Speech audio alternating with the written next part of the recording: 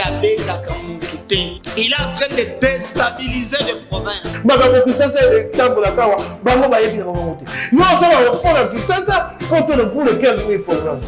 Le président Félix Antoine Tshisekedi a repris le projet de valider cette stratégie nationale.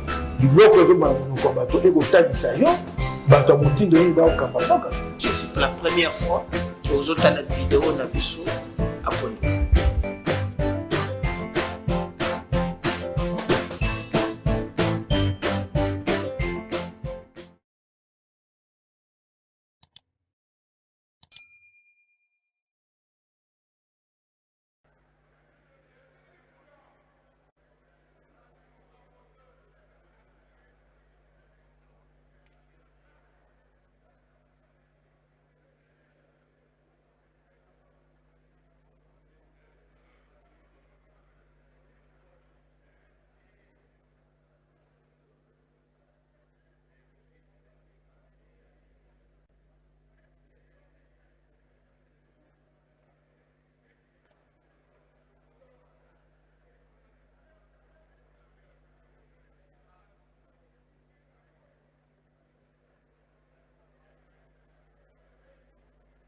Voilà, très chers téléspectateurs de la radio-télévision nationale congolaise, bonjour. C'est de nous retrouver encore ce mardi pour la clôture des débats consacrés à la révision de la loi électorale qui a été déjà proposée et qui a l'économie générale de ce a été déjà faite depuis le vendredi.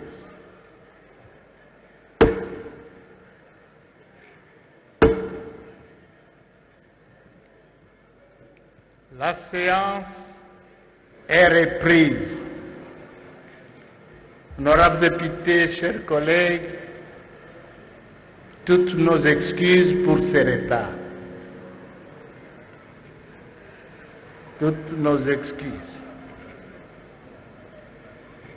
C'est dans l'intérêt de nous tous. Nous étions dans des dossiers utiles à nous tous. Voilà pourquoi nous commençons notre plénière avec un grand retard. Chers collègues, nous poursuivons nos travaux axés sur l'examen et le vote de la proposition de loi modifiant et complétant la loi numéro 06 par 006 du 9 mars 2006 portant organisation des élections présidentielles, législatives,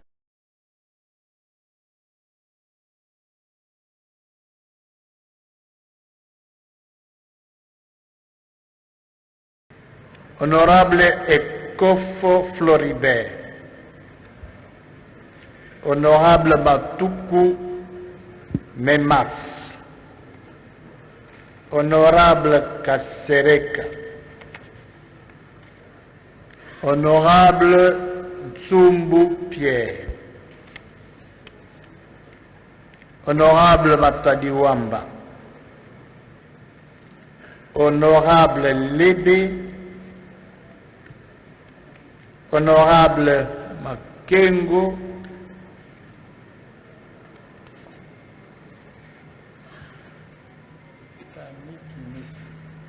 honorable Kanikimes,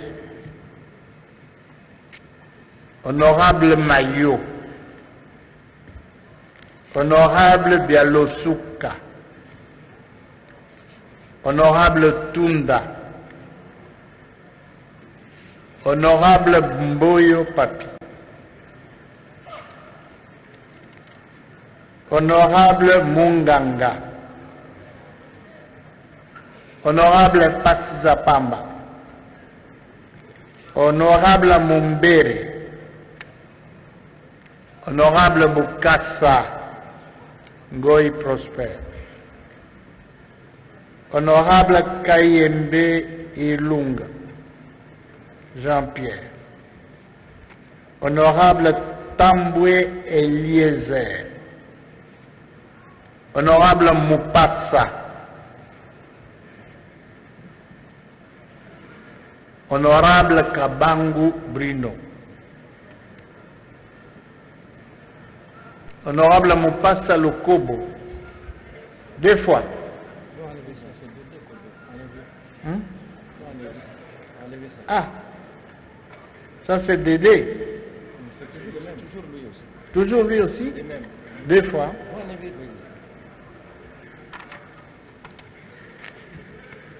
Honorable Kavira Mapera. Honorable Kitenge Gaston. Honorable Matumona Zola.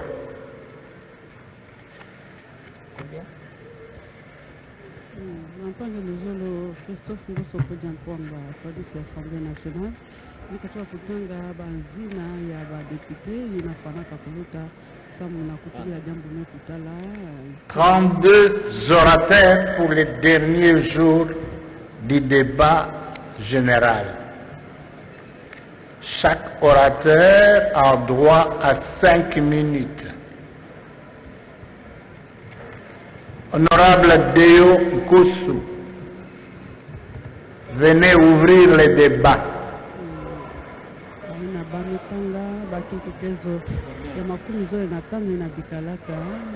Léo Njo Léo. Léo Njo Léo. Président.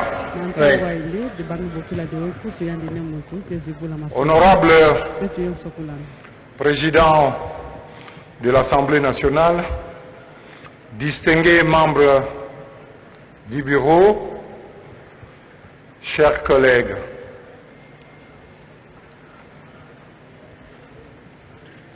ce qui fonde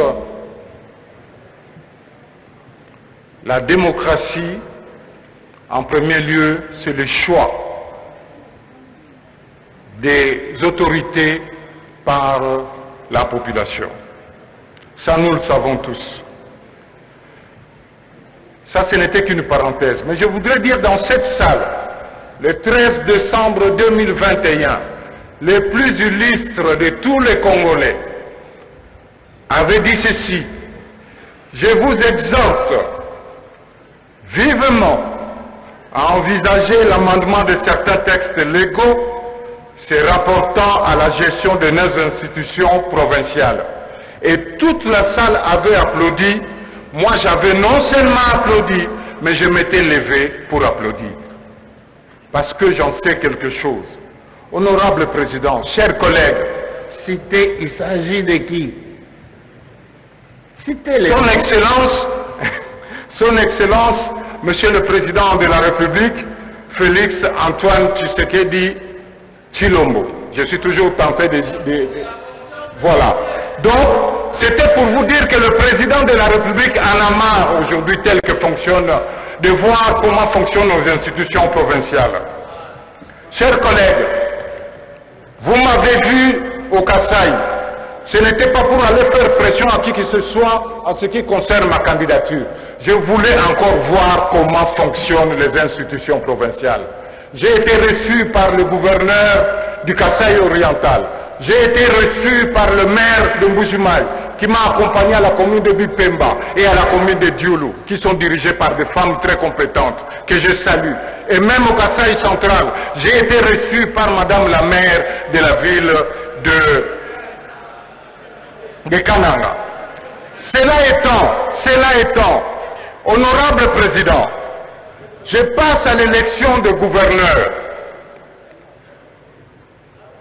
Je m'adresse ici, je pense à mes amis depuis la France, le président de la commission, Deli Sesanga, que j'ai connu étudiant, et aussi au professeur Njoli. Chers amis, en France, pour être maire de Paris, il faut être conseiller municipal. Pour coller à l'actualité, pour être président de la région Île-de-France, il faut être conseiller régional comme Nathalie Pécresse. Mes chers amis, ce n'est pas une préoccupation récente. En 2005, pendant la campagne référendaire, j'avais posé la question à l'honorable Olivier Kamitatou. Je lui ai dit, pourquoi vous acceptez que des corps étrangers viennent participer à être candidats? Ça, c'est la France au début du XXe siècle. C'est la France au début du XXe siècle parce qu'on pensait que les élus n'étaient pas forcément compétents. Vous avez l'habitude de citer ici des personnalités comme Conde Vilakikanda, Makolo Djibikilai, qui a été mon lointain prédécesseur, que je continue à voir aujourd'hui. Mes chers amis, mais ce sont des énarques. Conde Vilakikanda est énarque. Makolo Djibikilai est énarque. Salomo Amissi est énarque. Donc des gens préparés à l'administration. Vous allez tous à Chest ici. Allez à l'ENA, j'ai vu le VPN, je lui ai dit quand est-ce que vous allez nous recevoir de la fonction publique pour que nous préparions à être des bons gestionnaires. Allez Kabouya, tous là-bas. Allez Barati, tous là-bas, même si vous êtes professeur en économie. Allez apprendre à comprendre la gestion publique. C'est ça. Donc moi je pense que il faut être gouverneur. Il faut être député provincial pour être candidat gouverneur. C'est la première sélection. Des deux, comme l'a dit un collègue ici, il faut que cela soit au prorata des résultats électoraux. Je vous prends l'exemple de la province que je connais le mieux.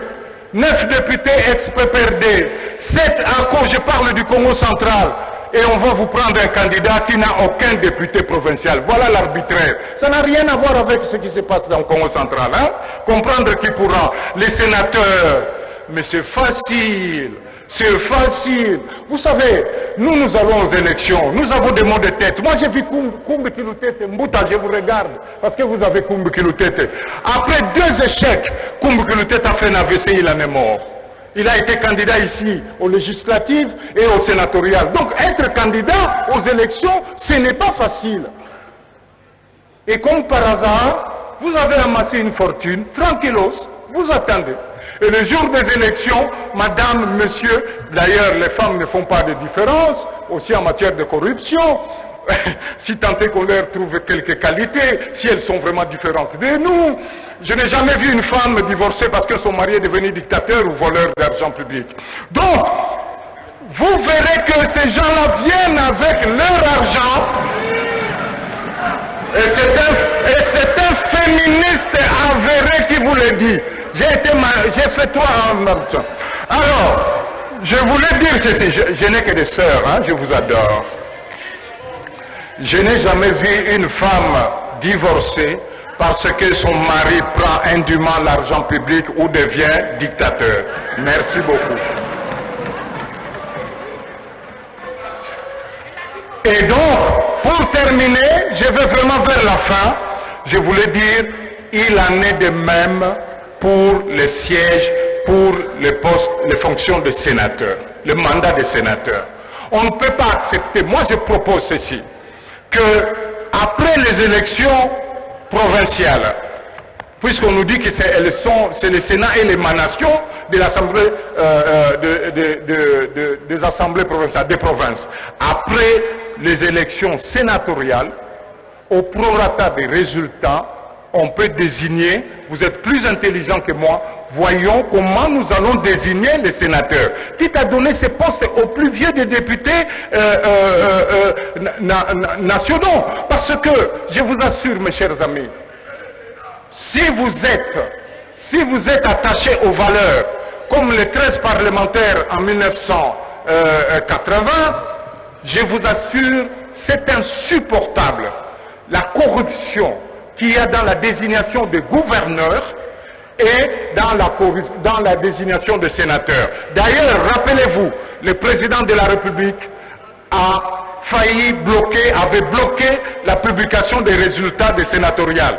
Ainsi donc, honorable président, nous demandons à ce que l'on crée une IGF chargée de contrôler la vérification, voir le degré ou de corruption et aussi des Sénaref. Parce qu'il y a l'argent des étrangers. Mes chers amis, j'ai l'habitude de beaucoup parler. Ça colle à mon nom. Et c'est pareil en Chiluba comme à Kikongo, ça signifie perroquet. Mais je vous dis, les patrons des Sénaref, les procureurs qui sont là, doivent veiller partout à ce que l'argent des étrangers, que le blanchiment ne se fasse pas. Je sais de quoi je parle. Pour terminer, il faut qu'on instaure les codes de bonne conduite. J'allais dire par conséquent, pour bien parler français. Pas d'injures pendant la campagne électorale. Pas de corruption pendant la campagne électorale, ni de blanchiment. Voilà ce que je voulais dire. Et je souhaite, puisque je dois voyager maintenant, je souhaite bonne chance à l'honorable Mbata. J'espère qu'il ne nous donnera pas de Mbata ici. Merci beaucoup. Collègues,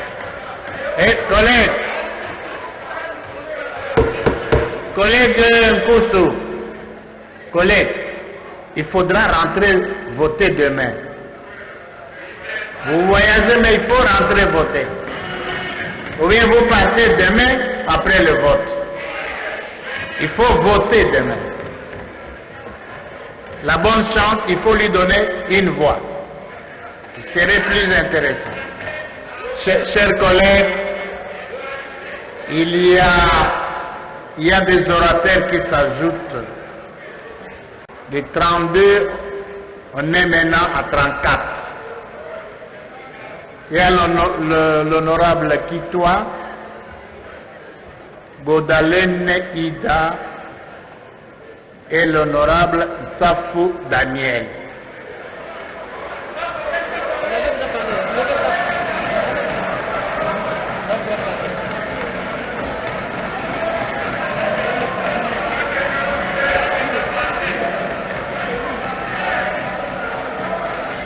On poursuit, on verra. Honorable Maombi, collègue Maombi,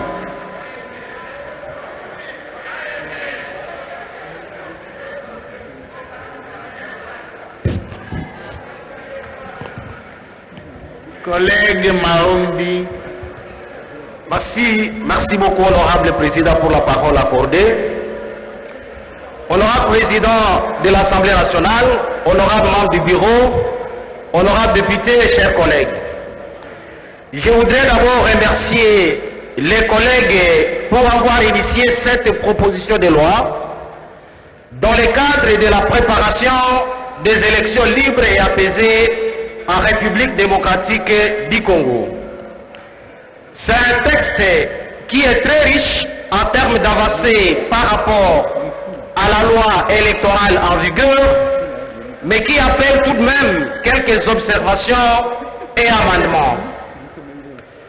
En effet, en lisant l'exposé des motifs de la proposition de loi électorale sous examen, précisément au paragraphe 8.3 et 4, nous comprenons les soucis qui animent les concepteurs de la loi, à savoir notamment favoriser la constitution de grands ensembles autour des projets fédérateurs des intérêts provinciaux tels que présentés par les partis et regroupements politiques, gage de la stabilité des gouvernements provinciaux. C'est la raison qui justifie, en l'occurrence, le système de parrainage envisagé dans ces textes. Cependant, au regard de l'expérience vécue à la suite du fonctionnement de ces institutions provinciales, cette vision donnera certainement un coup à la démocratie tant que les intérêts de ces grands ensembles s'écartent souvent des intérêts des populations des entités visées, si bien que celles-ci risquent d'être prisonnières du dictat des partis et regroupements politiques. En réalité, honorable président, les deux alinéas 3 et 4 prêtent à confusion et violent en outre l'article 13 de la Constitution de la RDC en excluant les autres Congolais qui peuvent postuler comme gouverneurs de province ou sénateurs ou encore qui peuvent se les permettre aux conditions fixées dans ces alinéas, cette attitude est discriminatoire.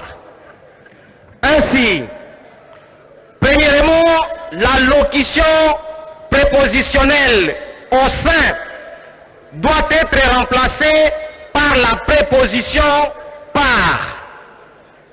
Ensuite, honorable président, le parrainage doit être supprimé dans la mesure où il favorise la consolidation des intérêts des partis et regroupements politiques qui ne sont pas nécessairement ceux de la population.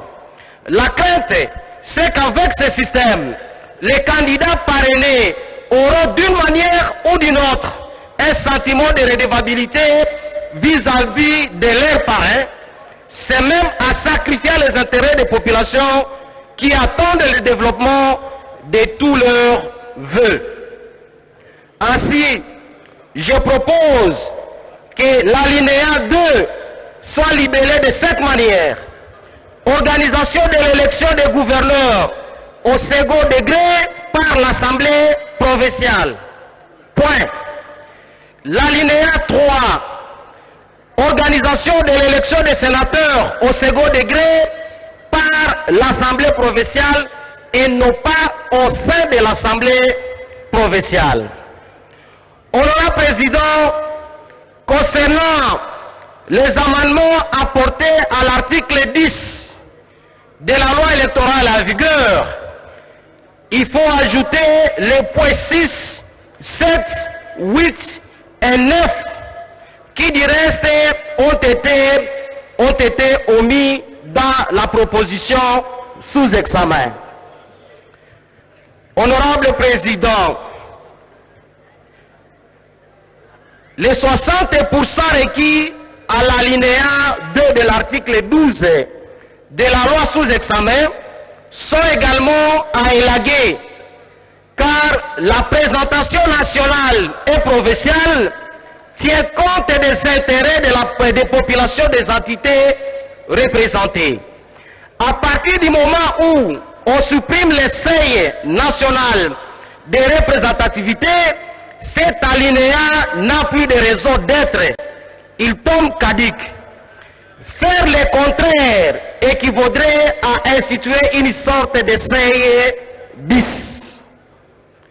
Honorable Président, les alinéas 2 et 3 de l'article 13 sont en contradiction par le fait d'affirmer que les listes sont établies en tenant compte de la représentation de la femme et de la personne vivant avec handicap, confère alinéa 2, et par la suite, la même loi affirme contradictoirement que la non-représentation de la femme et de la personne vivant avec handicap ne constitue pas un motif d'irrecevabilité de la liste. Et ça, c'est l'alinéa 3.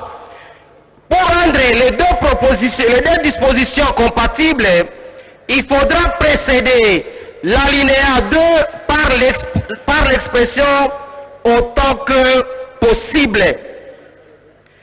Et pour créer de l'harmonie avec l'objectif visé et mieux rendu la nouvelle formulation de ces alinéas 2 et 3, on devra supprimer les alinéas 5 et 6, tout en précisant que le contenu de l'alinéa 2 ne peut concerner que les circonscriptions à plus d'un siège. Ainsi, la formulation, je la propose de la manière suivante. Autant que possible, dans une circonscription à plus d'un siège, chaque liste est établie en tenant compte de la représentation de la femme. Encore une minute, oui.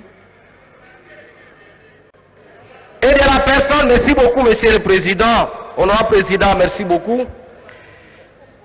Et de la personne vivant avec handicap. Honorable Président, l'alinéa premier de l'article 74 de la loi électorale en vigueur pose également problème. À partir du moment où on admet la la possibilité d'appel à l'article 27 de l'alinéa 4 de la loi électorale sous examen, s'agissant du contentieux des candidatures, il y a lieu d'harmoniser cette disposition en envisageant les conseils d'État comme juridiction d'appel des décisions rendues au premier degré par les cours administratives d'appel. Honorable Président, comme je n'ai pas suffisamment du temps, je voudrais citer par l'article 116. Là, je propose quelque chose par rapport à la gestion des suppléants. Je dis ceci, honorable Président. Les suppléants qui a été appelé à suppléer temporairement la vacance du Encore 5 secondes.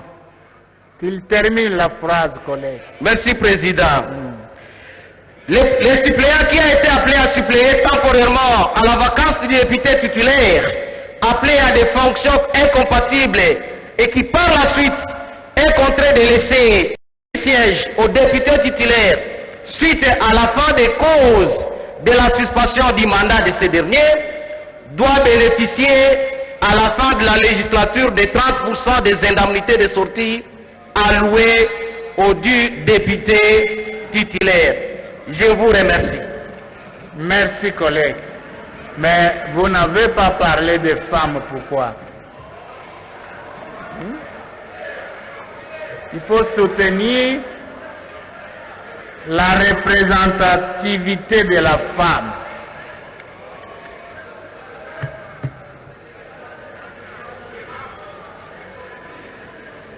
Il ne faut pas oublier de venir soutenir ça.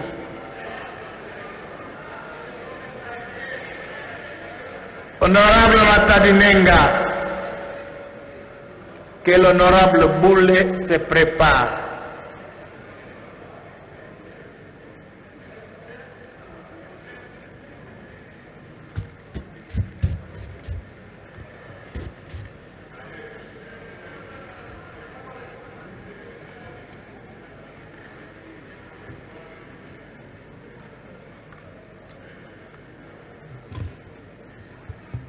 Élevez le débat, honorable Matadinenga.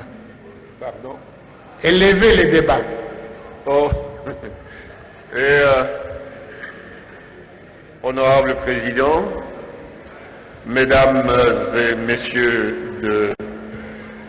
du Bureau, Mesdames et Messieurs les députés nationaux et chers collègues, c'est de façon naturelle, quand je vois la composition des députés nationaux auteurs de cette loi, et c'est naturel de les féliciter. Ils ont fait un très grand travail, et ensuite il s'agissait d'un travail de fond et de recherche également, parce qu'il s'est agi aussi de la comparaison des textes. Il faut donc naturellement le féliciter pour ce travail-là important. J'interviens sur 2 points. D'abord, sur la question relative aux 60% de l'article 12 et au niveau du 2e alinéa. Je crois qu'il venait d'y avoir une intervention pertinente à ce sujet-là. Ce seuil de 60% est trop important, étant donné que je suis de ceux qui pensent que la proportionnelle devait continuer. Et choisir un tel critère ne favorise pas la proportionnalité. Alors, je crois que la commission PAJ qui aura la loi pourra aller beaucoup plus loin dans la motivation. Le deuxième point est un souci que j'ai et que je voudrais partager d'ailleurs non seulement avec vous, mais aussi, surtout, avec les auteurs. C'est la question inscrite à l'article 14 lorsque nous lisons les questions relatives au regroupement politique. Ici, il est dit ceci. Le ministre ayant les partis politiques dans les attributions constate la création du regroupement politique par un arrêté qui lui confère la personnalité juridique propre pour les élections, pour le besoin des élections. Mon souci est le suivant. Il y a une loi qui prévoit les partis politiques relatifs aux partis politiques et aux regroupements politiques. Cette loi fonde effectivement les partis politiques ainsi que le regroupement. Dans cette loi, il est dit que le regroupement ne sont pas structurés de façon formelle parce que ils sont plutôt poreux, ils facilitent le regroupement des partis, mais que aussi ils peuvent être défaits de la même façon, et qu'il n'était pas bon de lui confier une formule, disons, structurée de façon formelle. Et c'est pour cela, déjà, quand vous lisez cette loi-là, elle ne prévoit pas une création structurée du regroupement politique. Alors, dans cette loi, dans la présente loi en discussion, le ministre ayant les partis politiques et le reste crée en réalité le regroupement en lui donnant une personnalité. La question qui se pose, c'est de savoir, est-ce que c'est ici, dans la loi électorale, que nous devons créer, disons, la personnalité du regroupement politique? Est-ce que ce n'est pas dans la loi relative aux partis et au regroupement politique? Parce qu'en réalité, le droit est structuré en forme d'ordonnancement, en termes d'ordonnancement.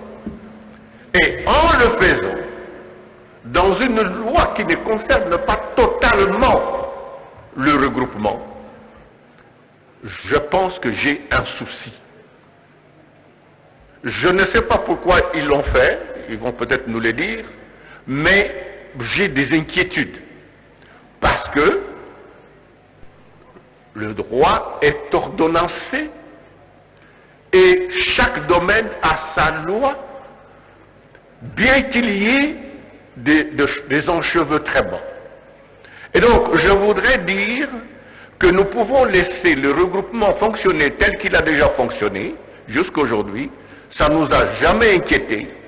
Et que cette partie de la loi, je demande que l'on accepte de supprimer. Que l'on accepte de supprimer.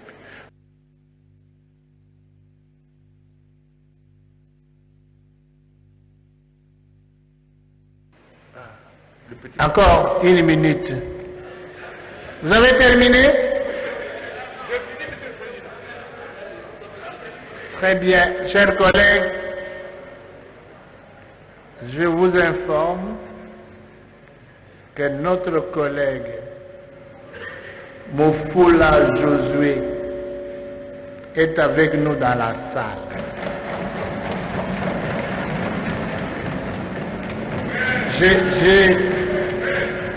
J'ai également constaté avec intérêt la présence de l'honorable Alfani Machozi.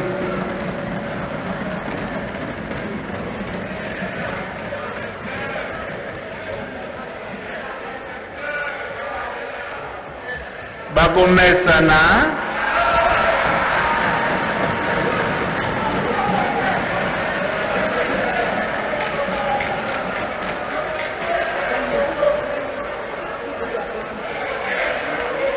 Voilà, saluez les collègues. Elles se sont mis debout. Applaudissez-les. Ce sont des véritables républicains. Il y a l'honorable Ida Titoa. Babande Kozonga. L'honorable Lomano Adolphe. Govetile Maboko. Bana Congo.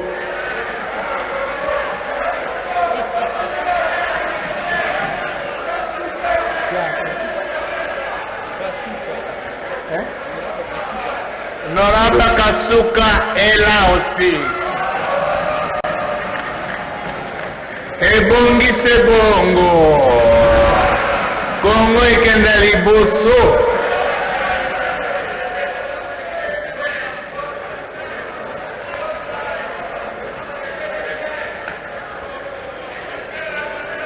Nzambe akobénir bino.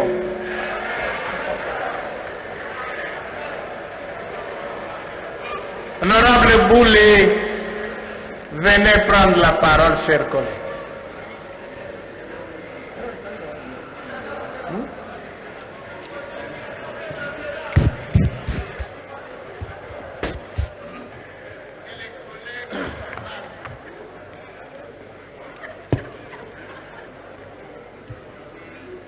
Vous avez la parole, collègue. Merci beaucoup, honorable président, pour la parole m'accordée. Merci. Honorable président, honorable membre du bureau, honorables collègues, premièrement, je fais mienne toutes les observations présentées par mon groupe parlementaire MLC-ADN, mais cependant, je saisis cette opportunité pour l'enrichir et au mieux pour apporter une saveur spécifique.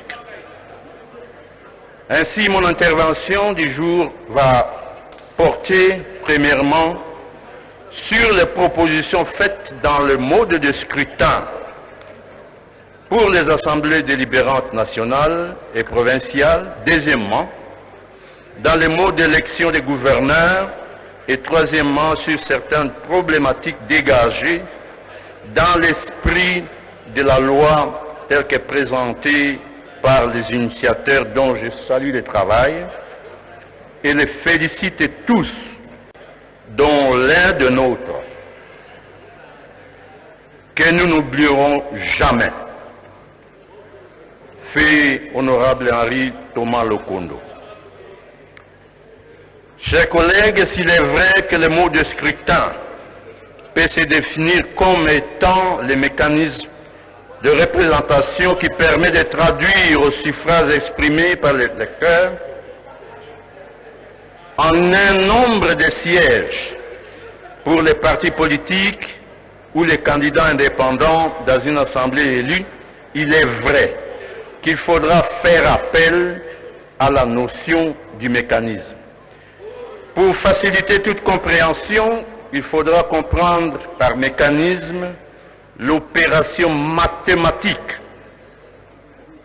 qui détermine le sort des élus, des non-élus après vote de tout électeur. Que voulons-nous obtenir dans la modification du scrutin? Les initiateurs de la loi parle de la mise en place de grands groupes politiques dans les assemblées délibérantes, tout en comprenant leur idéal. Je préfère leur dire qu'ils se sont trompés du mécanisme, autrement dit, du mode opératoire. Pour mieux illustrer mes propos, je me suis lancé premièrement dans la projection des hypothèses des résultats selon les modes de scrutin proposés. Si ces élections avaient eu lieu dans les circonscriptions électorales uninominales au cycle 2006, 2011 et 2018, et deuxièmement, dans une hypothèse de son application à toutes les circonscriptions des élections 2011 et 2018.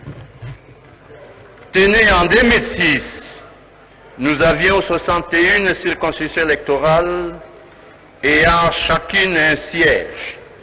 Les résultats obtenus par partis politiques sont connus. Pour les 61 sièges, laissez-moi vous dire, ce sont les indépendants qui ont raflé la mise avec 11 sièges.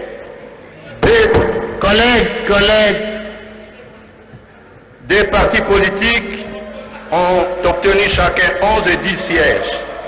Bref, Opposition de calme. Suivez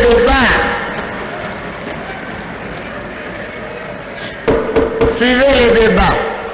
Bref, aucune force politique n'obtient en elle-même un tiers des sièges à pourvoir pour pouvoir dégager une position dominante. En 2011, nous avions 51 circonscriptions électorales ayant chacune un siège.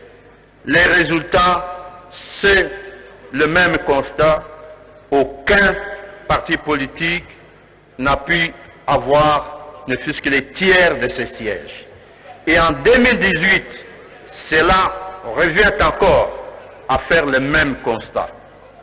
Oui, cette loi a subi beaucoup de modifications depuis 2011.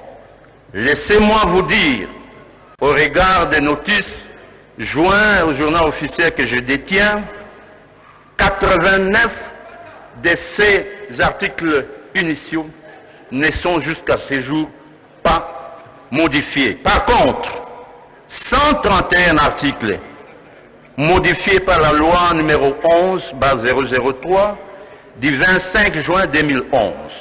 53 articles modifiés par la loi 15/001 du 12 février 2015.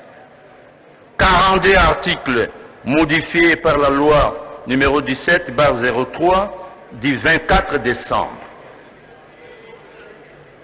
Et 45 articles modifiés 2 fois, en 2011 et en 2015, par les lois susmentionnées. 18 articles, 3 fois modifiés en 2011 et en 2015. 7 articles insérés par la loi 11/003 du 25 juin 2011 et 9 articles insérés par la loi 15/001 du 12 février 2015. Et enfin, 3 articles ont été tout simplement abrogés et donc extirpés de cette loi. Aujourd'hui, c'est la 40e modification de la loi. Je voudrais dire qu'il se dégage dans l'application de cette hypothèse que ni en 2018, comme au cycle électoral 2006-2011, une force ne pouvait en elle-même obtenir plus d'un tiers des sièges à pourvoir. Cela démontre à suffisance que notre Assemblée nationale était constitutive de circonscriptions uninominales. Il ne se dégagerait aucun grand ensemble politique. Et pourquoi? J'y reviendrai dans ma conclusion.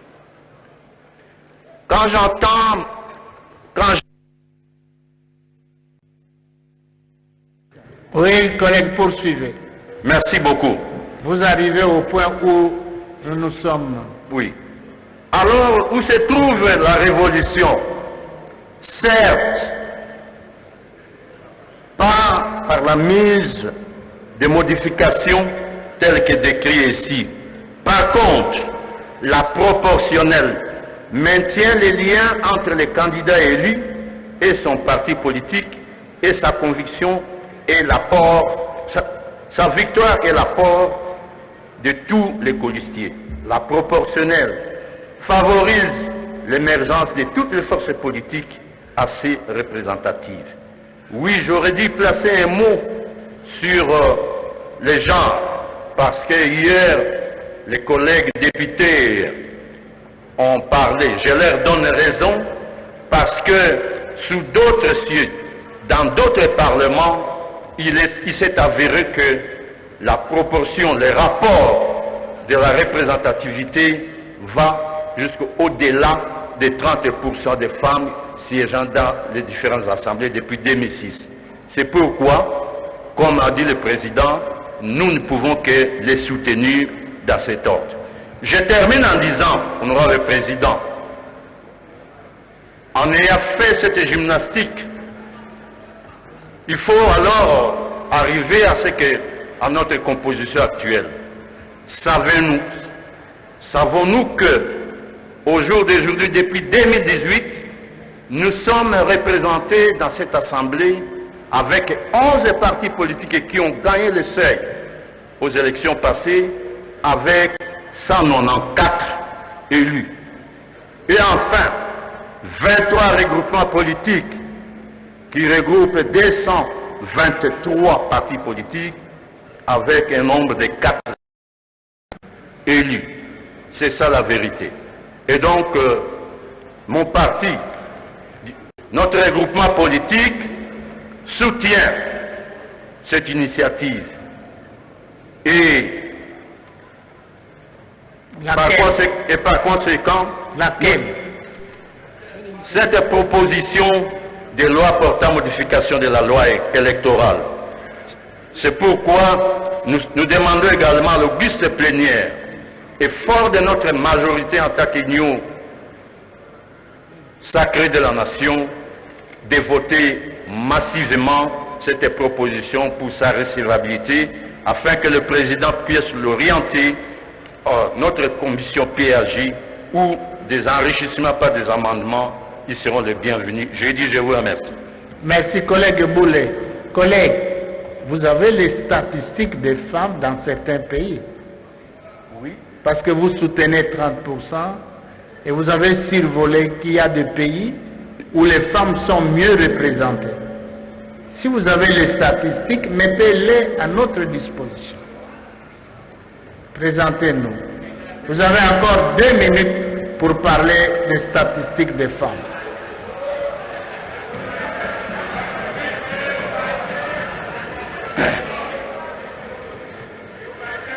Merci beaucoup, honorable président. Je voudrais commencer par l'Algérie, par exemple. L'Algérie a 389 sièges avec un pourcentage de 6,2 de femmes. Par contre, en Afrique du Sud, qui a 400 sièges avec la représentation des femmes à 32,8%. Et plus loin, le Rwanda, c'est 80 députés avec une représentation de 6%. Parce que vous avez demandé ça. Nous sommes en 2006. Bon, nous sommes en 2006. Le document que j'ai ici date de 2006, bien qu'il s'est dépassé. C'est pour dire, en nous, comme assemblée, comme pays, comme la République démocratique du Congo, il faut que nous puissions soutenir également la promotion et l'émancipation de la femme congolaise. J'ai dit, je vous remercie. Merci, collègue. Et le Maroc? Le Maroc? Oui, le Maroc, parce que le président vous me demandez, le Maroc comme notre collègue l'avait demandé, le Maroc avec 325 sièges en 2006, 10,6% des femmes. Merci, Président. C'est au Maroc où il y a la liste nationale. Le Maroc qui présente une liste nationale des femmes. Oui, C'est le Maroc ou bien c'est quel pays? oui. C'est le Maroc. Non. Par contre, par exemple, je vais donner un autre exemple. Le Burundi a 118 sièges en 2006 avec les rapports de la représentation de 30,5% des femmes. Merci, chers collègues. Merci. Voyez un grand pays au cœur de l'Afrique avec 120 millions d'habitants. Il faut que la représentativité de la femme soit significative. Merci, chers collègues.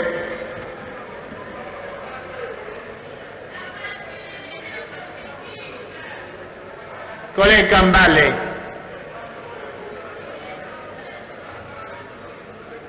Il sera suivi du collègue Kitwa Ida.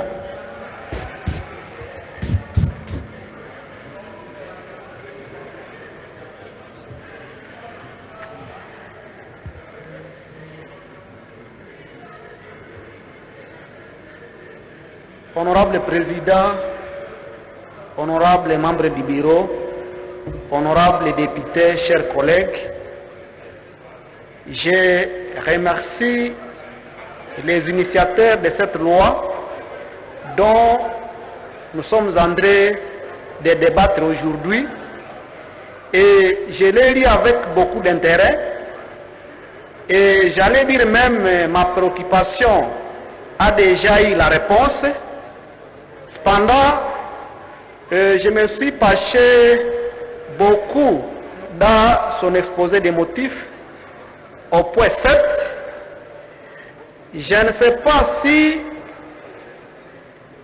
nous allons revoir l'article 13 de la Constitution, puisque j'ai vu que cet article est violé au point 7. Donc, comme on a dit qu'on ne peut pas réviser la Constitution, je crois que ce débat-là est clos sur le point 7, puisque si nous touchons le point 7, nous allons réviser la Constitution. Moi, je ne suis pas aussi d'accord, honorable Président, par l'instauration de la démocratie des riches, par la fixation d'une caution très élevée par siège au lieu de la liste dans un pays avec plusieurs problèmes. Nous avons fonctionné en 2006, 2011 avec le paiement de la caution par liste et ça n'a pas causé problème. Si nous prenons en 2006, la liste est payée 250. En 2011, la liste a payé 500. Et si en 2018, tout en maintenant les 60%, on fait payer la liste $1000, quel est le problème? Donc moi, je suis en train de voir que avec $1000 par liste, ça peut passer. Puisque la démocratie là, 500 par liste, on peut même revenir à 500 par liste, ce n'est pas un problème, tout en maintenant les 60%. Ça, c'est ce que nous devons faire. Mais aussi, monsieur l'honorable président, comme vous me voyez ici, je suis venu de la classe des prolétaires. Je suis venu des prolétaires. C'est comme ça que, même jusqu'à présent, même si je suis député, je dois défendre les prolétaires comme moi. Entre autres, je défends aussi les vulnérables. Nous sommes en train de voir, nous nous penchons beaucoup sur la question de la femme. Nous connaissons vraiment que la femme, c'est parmi les vulnérables. Nous devons les aider. Mais nous avons oublié aussi une classe, là où je faisais partie, c'est l'opposition. Je n'ai vu personne ici défendre l'opposition, puisque l'opposition est reconnue dans la Constitution à l'article 8. Et même si je ne fais pas partie de l'opposition, je dois émettre l'idée que ces gens-là font partie des vulnérables. Ils doivent avoir les avocats ici pour que notre Constitution soit conforme. Puisque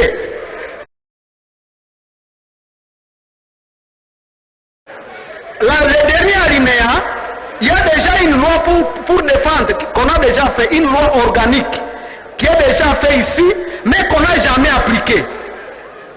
Il y a une loi sur l'opposition. Demain, nous sommes là, demain on peut encore revenir à l'opposition. On ne sait jamais. C'est pourquoi cette classe, tout en défendant les mamans, les femmes, nous devons savoir que nous avons aussi une opposition, que nous devons continuer à dire, qui doit continuer à exister. Malgré que nous sommes là, nous devons avoir les opposants pour nous aider à bien faire les choses. On ne peut pas travailler dans un pays démocratique sans l'opposition. Au même moment, nous défendons les femmes, au même moment, nous devons avoir une idée sur quoi? Sur l'opposition que nous devons avoir dans notre pays. Et pour terminer, je ne serai pas trop long, Monsieur le Président.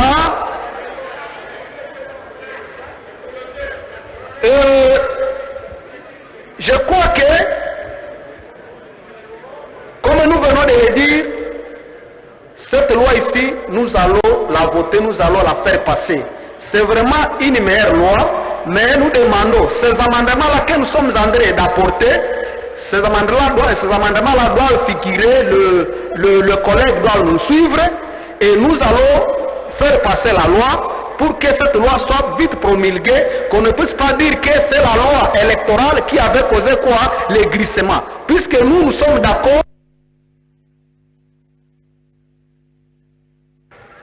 Encore une minute. Poursuivez, collègues. Merci, Président.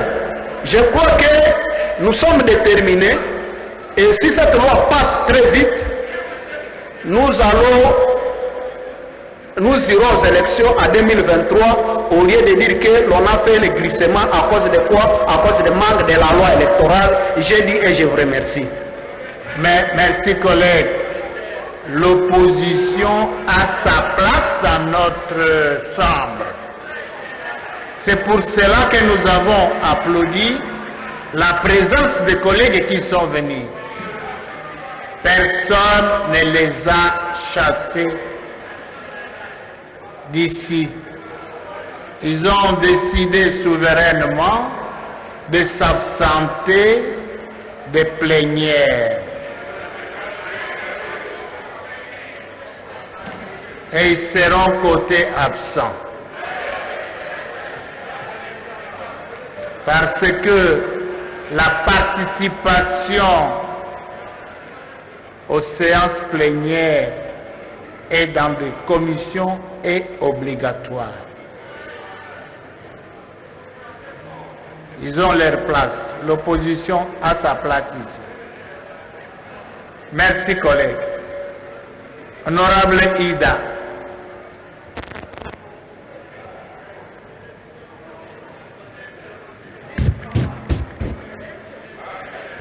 Elle a pris tout son courage en tant que républicaine de venir.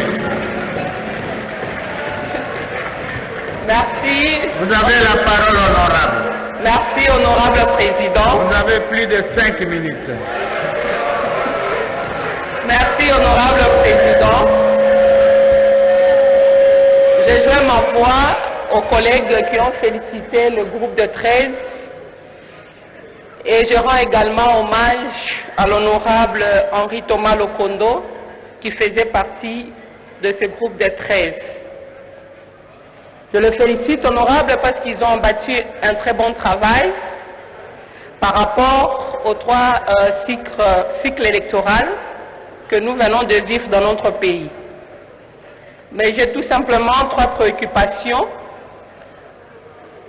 Quand on parle du système des élections de gouverneurs au second degré avec le système de parrainage, honorable président, honorable député, très chers collègues, j'estime que cela ne veut pas terminer ou finir la corruption.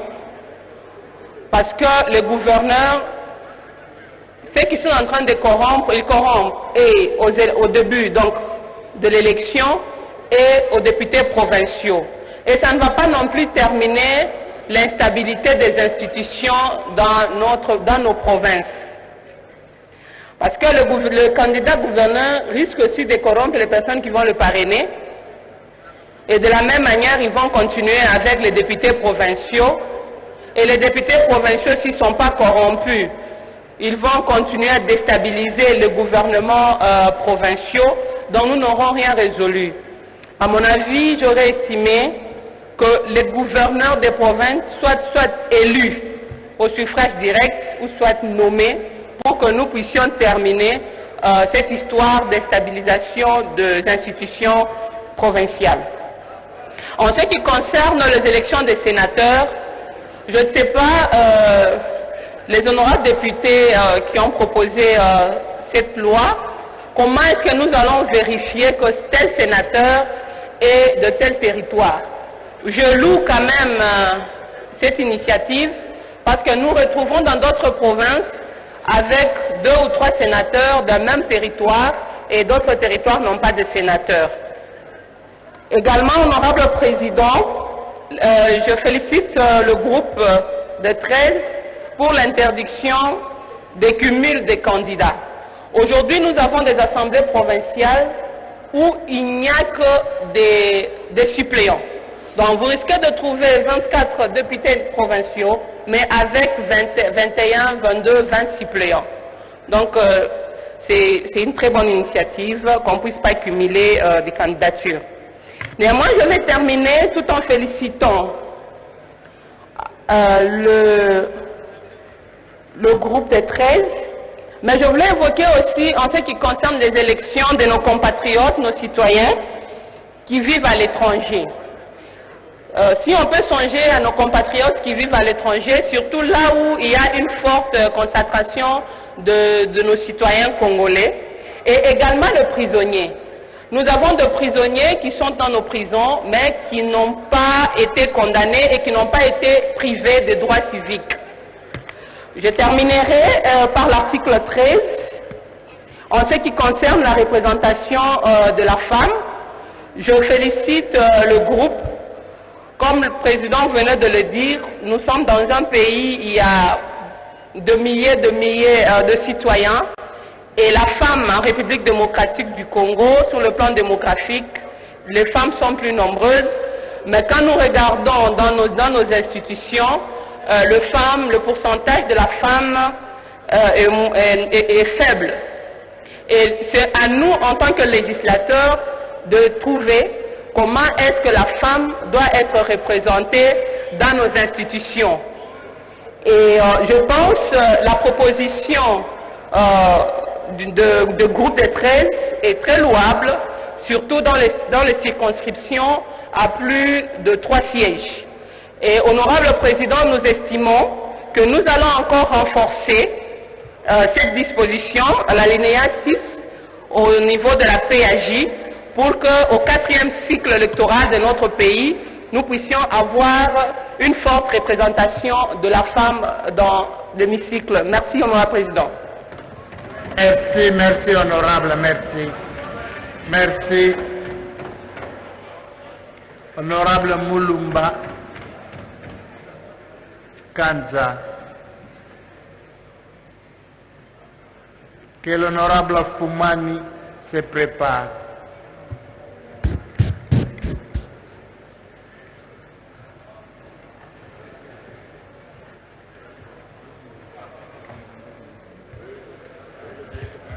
Merci beaucoup, honorable président, pour la parole accordée. Honorable président, honorable membre du bureau, honorable député, chers collègues, j'ai joint ma voix à celles des collègues qui m'ont précédé du haut de cette tribune pour féliciter nos collègues qui ont eu à produire ce merveilleux travail, lesquels nous donnent aujourd'hui l'opportunité de prendre la parole pour apporter d'autres petites contributions et essayer de les rendre beaucoup plus complets. Honorable Président, après lecture faite de cette œuvre, quelques préoccupations méritent donc d'être soulevées. Je suis à l'article 14, au 3e alinéa, je cite, je crois que le collègue Matadi était déjà de passage. Les ministres ayant les partis politiques dans ses attributions constatent la création du regroupement politique par un arrêté qui lui confère la personnalité juridique propre pour les besoins des élections. La conséquence sera présidente de l'octroi de la personnalité juridique au regroupement politique est, à mon avis, l'affaiblissement des partis politiques qui les composent. Or, les partis politiques doivent rester indépendants plutôt, et garder leur liberté d'action. Je suis à l'article 30, alinéa, je suis à l'article 30 in fine, qui sanctionne l'annulation de l'élection pour les candidats fautifs. J'aimerais bien poser la question à nos collègues qui me disent exactement comment cela va être constaté, qui va saisir l'autorité compétente. Cette autorité compétente pour annuler l'élection, c'est la CENI ou le juge. Beaucoup de préoccupations que les collègues n'ont pas pu élucider dans la présente proposition de loi. Je suis à l'article 71, alinéa 7. Je cite, la CENI met à la disposition de tout candidat parti politique ou règlement politique qui lui demande tous les éléments de preuve des résultats, y compris les procès-verbaux. La question mérite donc d'être posée. Pourquoi demander à la CENI de mettre à la disposition des candidats partis politiques ou règlement politique tous ces éléments de preuve alors que l'obligation lui a été faite de donner, de livrer les procès-verbaux aux témoins et de publier tous les résultats dans les sites internet. Honorable Président, l'article 119, je crois que beaucoup de collègues sont intervenus là-dessus, mais l'abondance ne nuit pas. Les députés nationaux est élu au scrutin uninominal majoritaire à un tour. Ici, il faut préciser que lorsqu'il s'agit des circonscriptions électorales à un seul siège, dans les circonscriptions électorales à plus d'un siège, c'est le scrutin de liste. Mais s'il faut retenir le scrutin uninominal majoritaire, c'est... Oui, donc là, il faut vraiment avoir que les pays soient divisés en 500 circonscriptions électorales pour que chaque circonscription élise un député national. Ici, Honorable Président, nous devons favoriser l'expression de la souveraineté populaire, tant dans la représentation de l'opinion que dans l'exercice de la démocratie. Nous recourons donc au système proportionnel. La proportionnelle aide même les petits partis politiques à avoir l'accès aux assemblées parlementaires qui,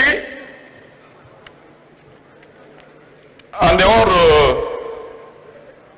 dans les assemblées parlementaires, qui, en application du système majoritaire, n'auraient aucune chance d'être représentés au Parlement.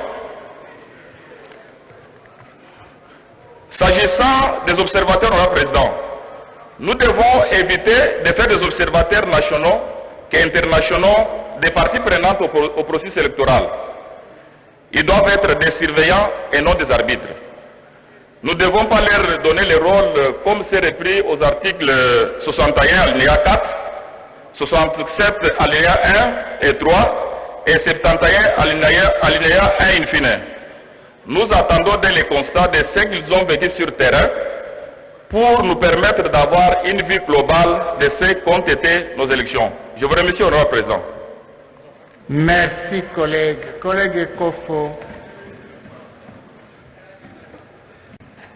Que le collègue Matuku Memas se prépare. Collègue Kofo.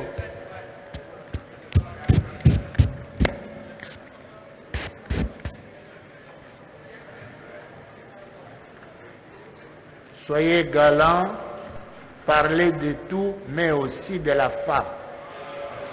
Soyez galants.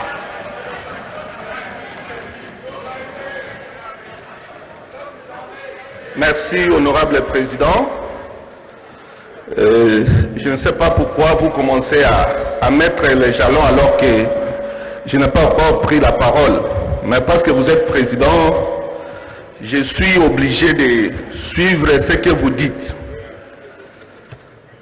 Merci, collègue. Honorable Président, honorable membre du bureau, honorables députés et estimés collègues, la portée de la loi sous examen nous oblige de présenter notre petite contribution parce que c'est cette loi qui détermine notre vie ou notre mort politique. Et que cette loi, si elle est très mal élaborée, demain, la majorité d'entre nous ne seront plus ici. C'est pourquoi nous attachons beaucoup d'importance à l'élaboration de cette loi et nous commençons à soutenir la proposition présentée par nos collègues. C'est pourquoi notre intervention s'articule sur 5 points. Et les 5 points, c'est présenter notre contribution parce que nous sommes de la majorité, apporter notre contribution pour essayer d'améliorer et présenter une bonne loi. Et la première, c'est autour des sanctions.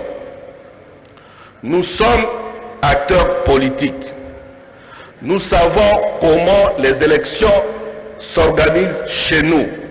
Et ces élections partant de la cartographie jusqu'aux élections, au même moment que nous, on s'organise pour aller aux élections, il y a les autres qui font de ces élections un butin. Les autres ici, je parle des agents de la CENI et ceux qui sont chargés des cours. Vous savez comment les juges et les membres de la CENI s'enrichissent autour des élections ici. C'est pourquoi nous voudrions qu'il y ait des sanctions à l'égard de tout intervenant au processus qui fera qu'il ne puisse pas respecter ses charges. Je crois ici, si les mémoires ne sont pas affaiblies, vous vous souvenez de ce que nous avons connu avec l'honorable, aujourd'hui n'est pas honorable, de notre directeur de cabinet, Ilo Tempore, honorable Mbemba. Comment il était coincé, emporté par un juge pendant autant de jours. Et les élections deviennent une affaire des juges ou alors des membres de la CENI. C'est pourquoi il faudrait que les juges soient aussi contrôlés. Parce que s'il n'est pas contrôlé, il fait n'importe quoi. Et c'est maintenant que nous devons prévoir, qu'est-ce que nous prévoyons à l'égard des juges. Les juges inférieurs, ils sont contrôlés par les juges suprêmes qui y est de la Cour constitutionnelle. Mais quelle est la sanction prévue pour les juges de la Cour constitutionnelle? Quand nous prenons les membres de la CENI, nous avons un exemple éloquent chez nous. Je prends la circonscription électorale de Bokungu dont je suis élu. Le groupement de l'Olingo principal. Le premier village qui nous sépare de Bwende, c'est Bolunga, un village de 7 km. Commençons par les repérages. C'est une opération où les agents de la CENI amassent de l'argent. Et chez nous, c'est les bêtes, les chèvres. Quand je prends l'exemple des derniers repérages, tout simplement l'argent envoyé dans ces lieux, comme il n'avait pas reçu la bête de cette localité, de 7 km, il a préféré envoyer les bureaux à 15 km en Kembe. Et c'est ce qui a fait que pendant les élections, cette contrée soit en difficulté pour voter parce qu'on n'a pas de véhicule, on n'a pas de moto, il faut faire les pieds autant d'air pour parcourir 15 km. Donc, pour moi, je me dis, il faudrait qu'il y ait des sanctions à l'égard des juges, des sanctions claires. Parce que quand on fait même des plis, on peut se poser la question, qui doit contrôler ces juges?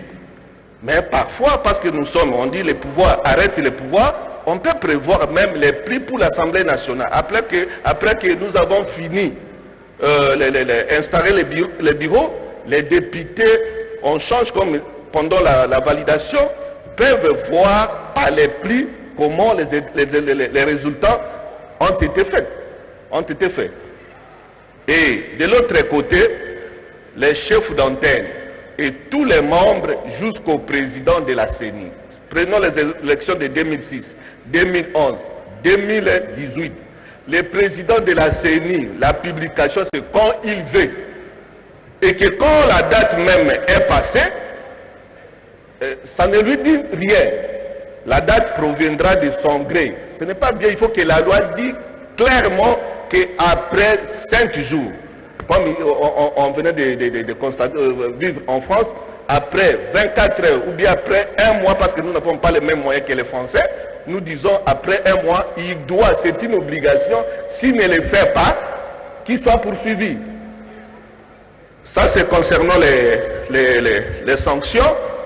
À côté de cela, nous avons un problème sur l'âge des candidats. L'âge des candidats, ici, je parle des sénateurs. Nous sommes un héritage des civilisations gréco-romaines. Sénat, ce n'est pas pour les jeunes gens de 30-25 ans. Non. Sénis, c'est ancien, un vieux. Et même si ce n'est pas dans les termes ordinaires, on peut prendre quelqu'un qui est expérimenté, qui doit aller au Sénat. C'est quelqu'un qui a fait quelques années d'expérience quelque part. Mais quand la loi laisse quelqu'un de 25 ans devenir sénateur, qu'est-ce qu'il va donner comme amendement au travail que nous faisons ici? Ça n'a pas de sens. C'est pourquoi nous disons, pour les sénateurs, il faudrait un âge d'au moins 45 ans. 45 ans, suppléant et titulaire au Sénat. Là, ça va respecter les fonctions qu'on assume. On va toucher la Constitution parce que c'est prévu. On ne doit pas se voiler la face. Lorsque les circonstances aujourd'hui devant nous, ceux qui doivent modifier la Constitution, c'est qui? C'est nous les députés nationaux. Et pour le faire, nous devons poser la question pourquoi nous devons hésiter de dire les choses clairement. La modification de la Constitution, ce n'est pas une infraction. Si dans les besoins de donner au pays une loi conforme, une loi efficace, nous pouvons le faire même maintenant. Pourquoi nous devons craindre? Toucher la Constitution, ça, ce n'est pas un problème. Lorsque la loi sera déclarée,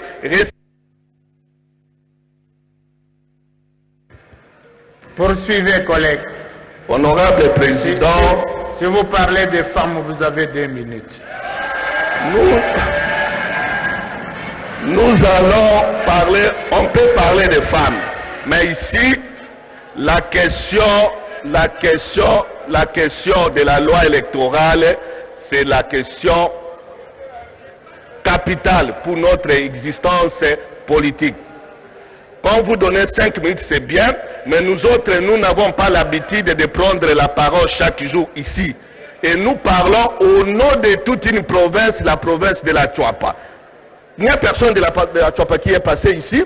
Et la manière que les élections se font chez nous, c'est différent chez vous ici, honorable président. Je crois que vous pouvez nous accorder un peu de temps. C'est tout simplement pour nous permettre à donner à nos collègues les instruments pour pouvoir nous produire une loi efficace. Le temps, nous avons le temps. C'est vous qui gérez le temps ne nous gère pas, honorable président. Voilà. La femme. Oui, honorable président, j'ai mon texte ici que je vais verser parce que vous voulez que je parle de la femme. Nous portons la femme, mais c'est quelle femme? C'est ça. Parce que nous avons des femmes ici même qui sont compétitives. Ce sont ces femmes-là dont on doit parler. Mais parler tout simplement de la femme, et là, ça risque de nous embrouiller parce que là, on tiendra compte des sexes. Mais ce n'est pas des capacités. Ici, la démocratie, c'est une culture hellénique qui tient compte d'abord des savoirs. Et il faut d'abord ces femmes-là. Il faut ces femmes. Et quand on parle de ces femmes-là, honorable président, chez nous, à la Tchouapa, ces femmes sont rares. C'est pourquoi nous soutenons la position des honorables, parce que l'absence de la femme ne doit pas entamer à la liste, parce que parfois vous allez trouver qu'il n'y a pas de femmes, mais s'il y a des femmes, nous allons les accompagner. Nous allons les accompagner. Pour terminer, honorable président, je reviens sur mode de scrutin. Honorable président, la République démocratique du Congo de demain, c'est ce que nous voulons de ces pays aujourd'hui. Et ces gens-là, c'est les 500 députés nationaux. Excusez-moi de vous dire, ce n'est pas les sénateurs, ce n'est pas les ministres, ni les députés nationaux, les députés provinciaux. Si les 500 aujourd'hui, nous levons les options que moi j'appelle les options nécessaires, et la République sera telle que nous voulons. C'est pourquoi je me dis, nous pouvons aussi voir qu'est-ce que l'on peut prendre pour ces élections. Les élections des gouverneurs et élections des sénateurs. Honorable président, il y a un collègue qui m'a précédé. Pour les élections indirectes, il faudrait que la loi soit aussi claire. Ceux qui aspirent aux charges indirectes doivent au préalablement exercer les fonctions publiques. On ne peut pas aller comme gouverneur, votre premier travail au monde, au Congo, gouverneur ou comme sénateur. Les élections indirectes doivent être exercées par les personnes qui ont eu des charges publiques et qui sont allés là-bas pour faire quelque chose. Voilà, je crois que j'ai quelque chose ici, d'autres choses. Ça va continuer, mais il faut bien préciser qu'à la Tchopo, il y a des femmes. À la Tchouapa, il y a des femmes instruites. Oui. Il y en a. Les femmes, bon, alors ne soyez pas égoïstes. Oui. Pour terminer, je parlais des modes de scrutin. Honorable président, le mode proportionnel est révolu et conflictogène. Ce mode-là, honorable président, pour nous qui allons aux élections, vous êtes obligés, ce n'est pas de collaborer, mais de négocier à tout moment avec les colistiers. Et vous êtes esclaves de répondre à tous les impératifs. Si vous ne le faites pas, ça devient un problème. Moi, je crois, parce que nous sommes à l'élaboration d'une loi, les experts, ils sont nombreux ici, qu'on nous donne un mode de scrutin, ou même, si nous avons plusieurs sièges, que les résultats soient considérés individuellement. Les termes, c'est nous qui donnons les termes à ce système. Et le Congo est expert en invention. Nous pouvons inventer ça pourvu que nous puissions avancer la République. Une salle de 500 personnes avec plus de 300 partis politiques, ça ne fait pas avancer la gouvernance politique. Il faut essayer de regrouper. Ce qui nous ont amené les modes proportionnels, c'est les Blancs. Moi, je suis rescapé de 2006. J'ai suivi les ateliers avec Issaïdé, avec PNID. Ce sont les Blancs qui ont imposé ça. Quand on dit non, ça permet la représentation. Est-ce que quand nous prenons la circonscription d'Ingende, notre honorable ici, ce sont les pygmées qui l'ont mandaté. Quelle représentation que vous cherchez? Non.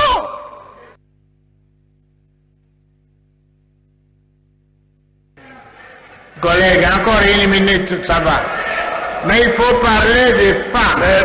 Merci honorable président. Merci. Merci honorable président. J'étais sur le plan des modes de scrutin. Vraiment aidant aux honorables qui ont proposé la loi de nous faire produire mode de scrutin qui feront que nous puissions avoir des élus suivant le travail de chacun de nous. Et ça va aider aux partis politiques d'avoir plus d'élus et de donner un travail qu'il faut. Et ensuite, à la fin, nous avons des candidats, honorable président. Il y a des candidats chez nous, même ici à Kinshasa. Ils ne font rien. Quand nous allons aux élections, il y a des candidats qui ne vont là que pour créer injustement des contentieux aux candidats élus. Et pour ce faire, ces candidats doivent être découragés. Et à côté de ces candidats, il y a des candidats qui ont échoué à plus de 3 reprises. Est-ce qu'on ne peut pas élaguer ces candidats-là? On sait qu'ils ne vont pas gagner les élections. Ce sont des gens qui gonflent inutilement des listes. Ils vont à une élection pendant plus de 3 fois. Il faut quand même trouver des solutions. Merci beaucoup. Merci collègue Ekofo. À la fois pas, il faudra faire figurer les femmes sur votre liste. Voilà. Collègue Matuku Memas. Le collègue Sereka se prépare.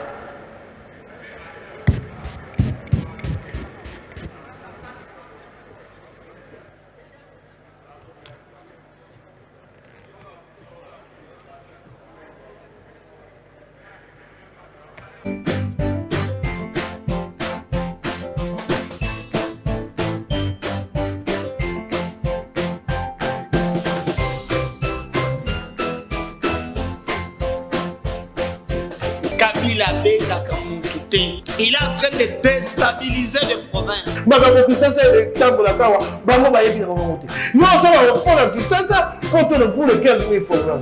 Le président Félix Antoine Tshisekedi a repris le projet de valider cette stratégie nationale.